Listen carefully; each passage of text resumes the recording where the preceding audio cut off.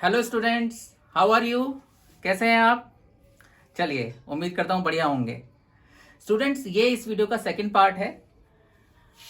First part आप देख लीजिएगा, और अगर आपको फर्स्ट पार्ट चाहिए और आने वाले और भी पार्ट्स चाहिए तो प्लीज़ चैनल को सब्सक्राइब करिए और बेल आइकन पर प्रेस करिए, तो आपके पास सारे वीडियोस आते रहेंगे। फर्स्ट पार्ट मैं करा चुका हूँ, ये इस वीडियो का सेकंड पार्ट है। और देखिए, ये टॉपिक क्या था हमारा, liberal view of the nature of Indian state, भारतीय राज्य के स्वरूप का उदारवादी दृष्टिकोण। तो इसका मीनिंग मैं फर्स्ट वीडियो में समझा चुका हूं और ये फर्स्ट 2 पॉइंट्स क्लियर कर चुका हूं उसी वीडियो में। मैं एक बार फिर कहता हूं, वो फर्स्ट वीडियो अगर आपको देखना है और आने वाले और वीडियोस चाहिए तो please subscribe the channel and press the bell icon. चलिए, अब हम आगे बढ़ते हैं, थर्ड पॉइंट देखते हैं। थर्ड पॉइंट है हमारा, जनाधिकार, एक से अधिक political parties and changes of government. अगर मैं प्योर इंग्लिश में बोलूं तो the rights of people, more than one political parties and changes of government. सरकारों में परिवर्तन, ठीक है। अच्छा, इंडिया में आप जानते हैं ये जनाधिकार, राइट्स ऑफ पीपल, यहां बेसिकली जो मैं बात कर रहा हूं वो जनता के अधिकार की बात कर रहा हूं, वोट देने के अधिकार की। जनता और जनता के अधिकार की बात कर रहा हूं कि वो इलेक्शन में खड़ी भी हो सकती है। इलेक्शन में खड़ी भी हो सकती है जनता, और जो खड़े होते हैं उन्हीं को जनता वोट भी दे सकती है। यहां जनाधिकार से, राइट्स ऑफ पीपल से मेरा मतलब वो है। और देखिए, इंडिया में there are many political parties in India. India में एक से ज्यादा पॉलिटिकल पार्टीज हैं, मोर देन वन। और ऐसा नहीं है कि 2 हैं, 3 हैं, 4 हैं। There are many many political parties in India. तो मल्टी पार्टी सिस्टम है यहां पर, ठीक है। यहां there is multi party system in India. और ये जो मल्टी पार्टी सिस्टम है, इसमें जो जनता होती है उसके पास वोट देने का राइट होता है। 18 साल जो भी व्यक्ति उम्र पूरी कर लेता है वो वोट दे सकता है अपनी मर्जी से, बिना किसी दबाव के, और उसका ये वोट सीक्रेट रखा जाता है। उसके अलावा किसी और व्यक्ति को पता नहीं चलता कि उसने किसको वोट दिया है। आप समझ सकते हैं ऐसा क्यों किया जाता है। अच्छा, इसमें एक चीज देखिए, वोट देने का जो ये राइट है इसे हम universal adult franchise, this is called universal adult franchise. Hindi में इसे हम कहते हैं सार्वभौमिक वयस्क मताधिकार। देख लीजिए आप एक बार इसे, बल्कि मैं तो यहां तक कहूंगा कि एक बार इस पूरे का स्क्रीनशॉट ले लीजिए आप, तो आपको बेहतर समझ आएगा। ले लीजिए एक बार स्क्रीनशॉट।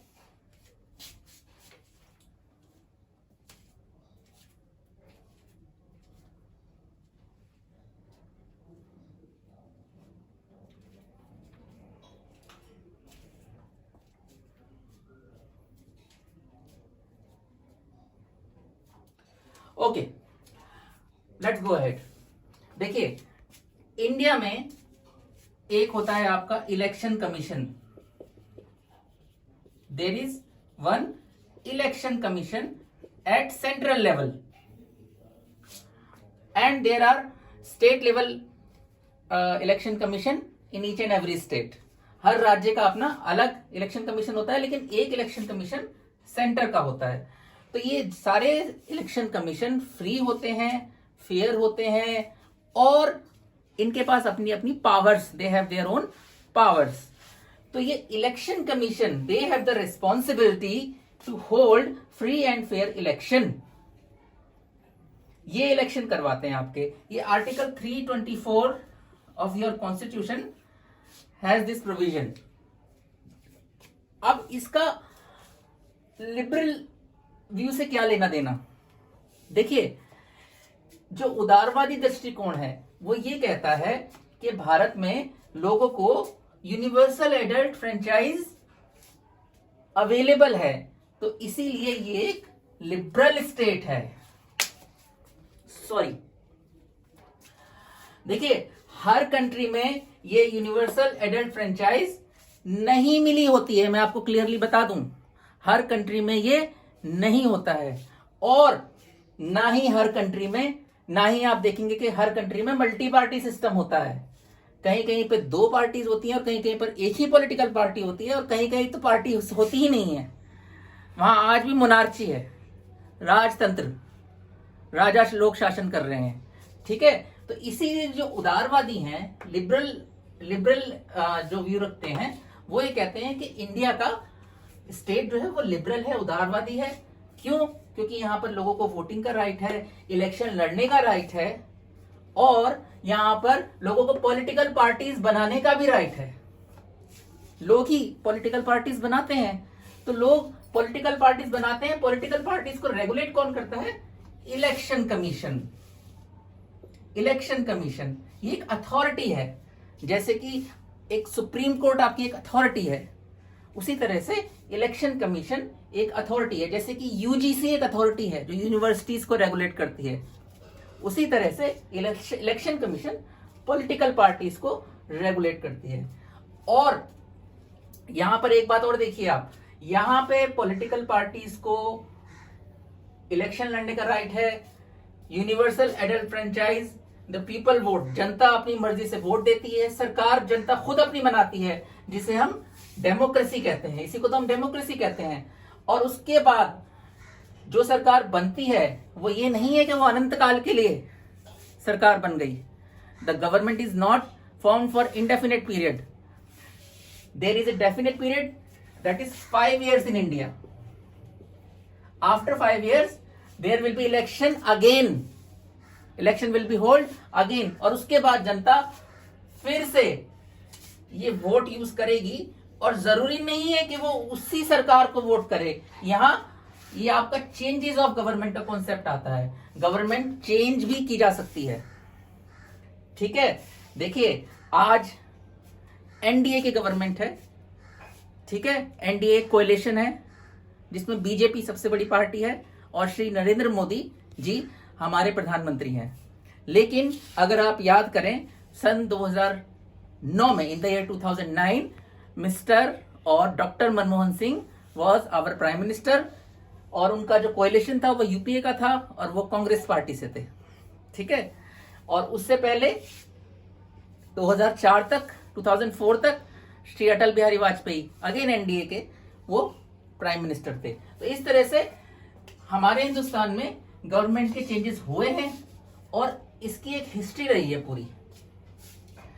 तो थोड़ा सा अगर आप इसको एनालाइज करना चाहें, आपके लिए अच्छा रहेगा इसे समझने का। हमारे यहाँ क्या होता है कि संविधान में इस तरह की व्यवस्था है कि चुनाव आयोग इन पॉलिटिकल पार्टीज को डिसिप्लिन में रखे, और इनको डिसिप्लिन में रखे, और जनता के अधिकारों की, ये वोट देने का अधिकार और इलेक्शन लड़ने का अधिकार है, इसकी रक्षा करे। और जो जनता है वो फ्री होकर अब आजादी के साथ अपना वोट देती है। तो जो निकलकर चीज आती है वो आती है जनादेश, इसे इंग्लिश में कहते हैं मैंडेट। ये मैंडेट, ये जनादेश जिस पॉलिटिकल पार्टी या कोएलिशन को मिलता है वही मिलकर गवर्नमेंट की फॉर्मेशन करता है, और ये जनादेश 5 साल के लिए होता है। बोलिए, ये चीज क्लियर है आपको? 5 साल के लिए होता है, और उसके बाद ये मैंडेट चेंज हो सकता है। मैंडेट के चेंज होते ही गवर्नमेंट भी चेंज हो जाती है। चलिए थोड़ा सा आपको हम इतिहास में ले जाते हैं और आपको क्लियर करते हैं। देखिए, भारत जब आजाद हुआ, जब इंडिया को इंडिपेंडेंस मिली, तब श्री जवाहरलाल नेहरू भारत के पहले प्रधानमंत्री बने। कौन सी पार्टी के थे वो? आप सब जानते हैं, कांग्रेस पार्टी के थे। और कब तक रहे वो प्रधानमंत्री? देखिए, वो अपनी डेथ तक इंडिया के प्राइम मिनिस्टर थे, 1964 तक। ठीक है, तो प्रधानमंत्री के पद पर रहते हुए ही उनकी मृत्यु हुई 17 साल वो प्रधानमंत्री रहे, कांग्रेस की सरकार रही, और उसके बाद भी कांग्रेस पार्टी के ही प्राइम मिनिस्टर बनते रहे। श्री लाल बहादुर शास्त्री, श्रीमती इंदिरा गांधी, श्री राजीव गांधी। लेकिन ऐसा नहीं है कि देश पर सिर्फ कांग्रेस का ही शासन रहा।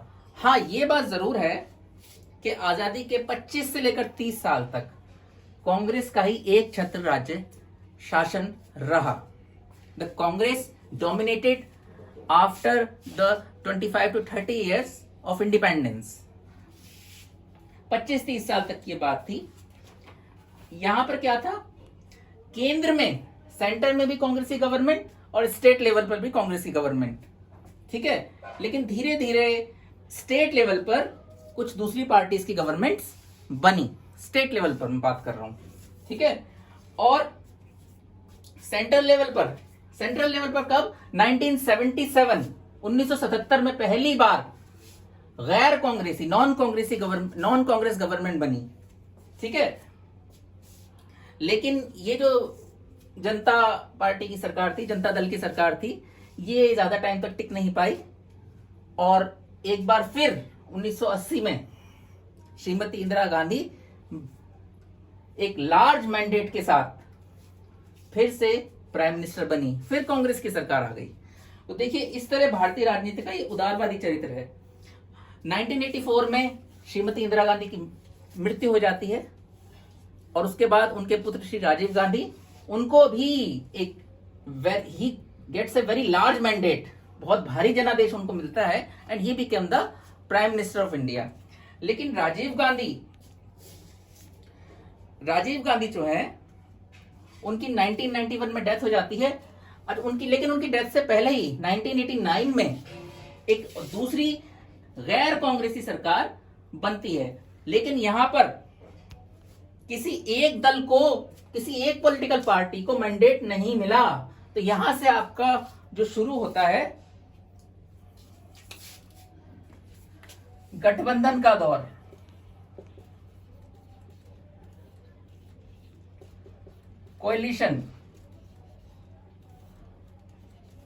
कोएलिशन गवर्नमेंट, ठीक है।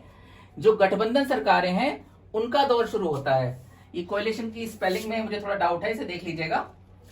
गठबंधन सरकारों का दौर शुरू होता है, और ये जो गठबंधन सरकारें बनती हैं, ये पूरा आपका जो 90 का दशक था, द डेकेड ऑफ 90, यानी कि 1990 से लेकर 1999 तक, 2000 तक, ये आपका यही चलता रहा। गठबंधन की सरकारें बनती रहीं, और वो 5 साल पूरे भी नहीं कर पाती थी। तो देखिए, यहीं पर उदारवादी कहते हैं कि ये भारतीय राजनीति का उदारवादी चरित्र है।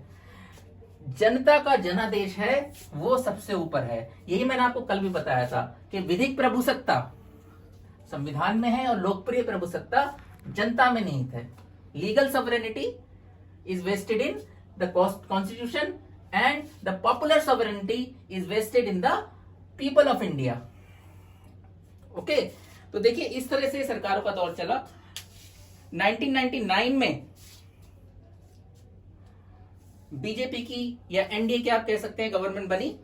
उसमें श्री अटल बिहारी वाजपेयी प्रधानमंत्री बने, और उन्होंने अपना टर्म पूरा किया, और वो 2004 तक, कब तक, 2004 तक श्री अटल बिहारी वाजपेयी 1999 से लेकर 2004 तक भारत के प्रधानमंत्री रहे।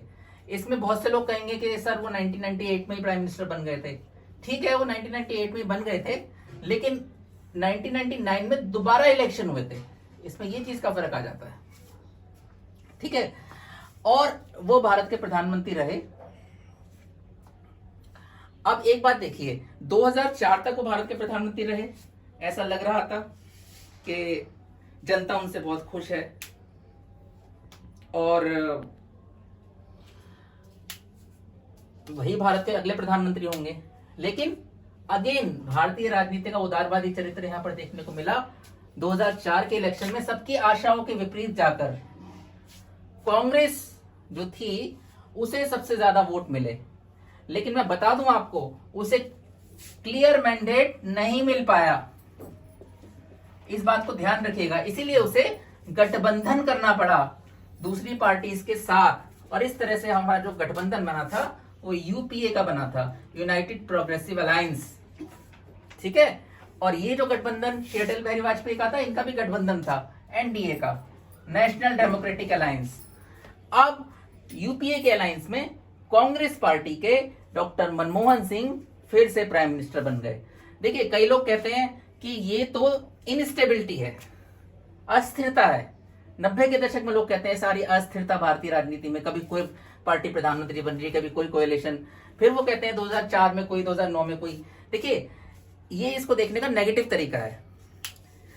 ये एक्चुअल में एक पॉजिटिव साइन है कि इंडियन जो स्टेट है वो लिबरल है। वहां कोई एक पार्टी या एक वंश या एक वर्ग सत्ता को पकड़कर इंडेफिनिट पीरियड तक नहीं बैठ सकता। This is the positive signal. तो ट्राई टू अंडरस्टैंड दिस। यही उदारवादी चरित्र भारतीय राजनीति का है।